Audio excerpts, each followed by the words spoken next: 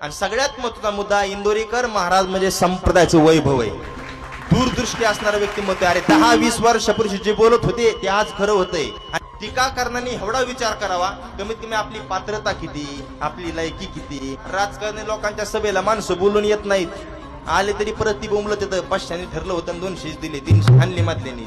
पण ह्या माणसाचं रातच्या 12 वाजता कीर्तन ठेवा, नांगरटात कीर्तन ठेवा, 5-5 किलोमीटर गाव नसतं जवळ, पण 10,000 5,000 समाज, हजारो समाज जमा होतो. ही ताकद आहे. आणि असा वक्ता होण्याकरता हजारो वर्ष जावं लागते.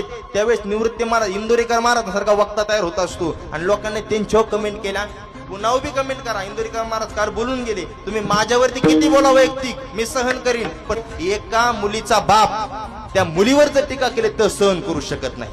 आणि ज्यांनी गावाची गावं धुवून हाणले त्यांच्या पुढे आपण गोंडा गोळतो. त्यांच्यावर कधी कमेंट केली का, त्यांच्यावर कधी बोललोत का? नाही. कीर्तनाला न येणारे माणसं आज कीर्तनाला येते इंदोरीकर महाराजांमुळे. इंदोरीकरांची महाराष्ट्राला गरज आहे. तर हजारो कीर्तनकारांचं असं म्हणणं आहे, महाराजांनी कीर्तन चालू ठेवायचं, समाजाला त्यांच्या कीर्तनाची गरज आहे.